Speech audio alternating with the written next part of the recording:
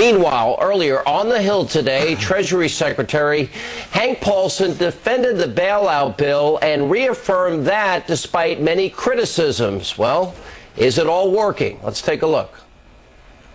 The way I look at where we are today is I think we've turned the corner in terms of stabilizing the system, preventing a collapse.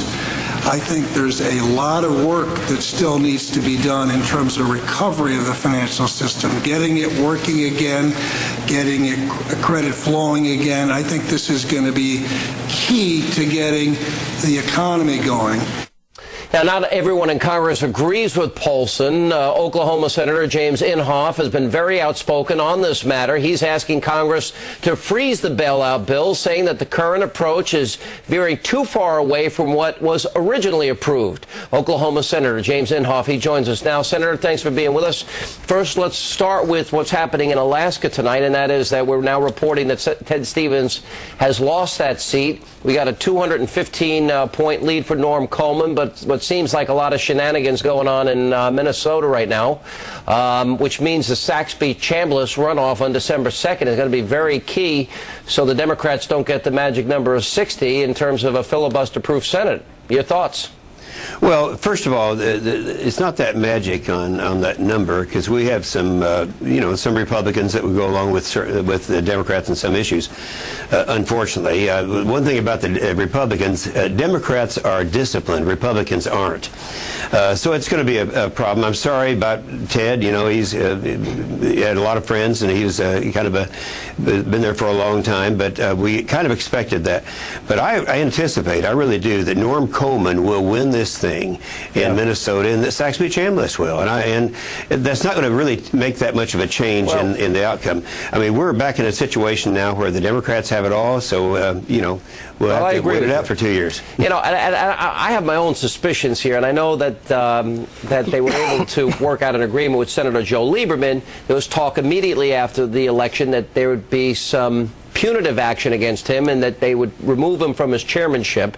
That didn't take place, but I don't think for any altruistic reasons, but for, they said, all right, well, if we run the table and we win Stevens' seat and we unseat Coleman and we can unseat Saxby-Chambliss, we've got that magic number 60, so I think they did it to protect the chances of that. Do you agree with my cynicism? Yeah, no, I agree with that. Yeah, at that time, they were 60 was everything at that time. All right, and they made some concessions that they wouldn't otherwise make. Yeah. Senator, you know, you would have been critical if the Democrats had kicked Lieberman out, I bet, and said they're not the Big Tent party they purport to be, right? Well, no, I would have welcomed him aboard and been very excited about it. But nonetheless, but let's keep in mind, you guys, that while he's right on some issues, like some of the military issues, in many of the other issues, he's mostly with the Democrats. That's what he claims. Let me ask you about Paulson, because do you like what he's done? Didn't he go to the House and to the Senate with one proposal, and then did he bait and switch and change the game once he got the money? That's exactly what happened. And see, I was in on the whole thing. The first conference call was 2 weeks before the October 1st vote. And I was on that. At that time, I've never heard a panic message like he was able to very persuasively tell us in the Senate. I mean, the whole world was going to drop off, and another Great Depression. And it had to be $700 billion, and it had to be buying toxic assets. That was the only way to do this. Then I went back, and I actually read this thing before voting against it, and found out there were no oversight. There was nothing other than just whatever he wanted to do, he could do. Now, when in history, I asked the two smart guys that I'm talking to right now, have you ever seen a situation where some guy who's unelected steps in and he has all of this at his fingertips? Well, let me ask you, is it legal? Is it legal what Paulson's doing? No, I think it's legal. That we passed a bill allowing him to do it. But you allowed him to do one set of actions, not the actions he's now taking. No, that's not true. No, that wasn't in the bill. The bill allowed him to do anything that he wanted to do. It's just the talk that went with it said it was going to be a purchase of these assets, and that obviously didn't happen.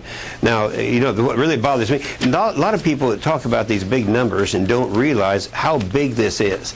I took the time to count, and there are 139 million tax-paying families that file returns. If you do the math, that's $5,000 a family. Yeah. That's why this is such a big thing here, and to give all that power to one person. My fear you got about 10 seconds, sir. Go ahead. Well, anyway, I've introduced legislation that would freeze this amount, and hopefully we can get it passed. Oh, I appreciate your time. Thanks so much for coming on the program tonight. Coming up, more on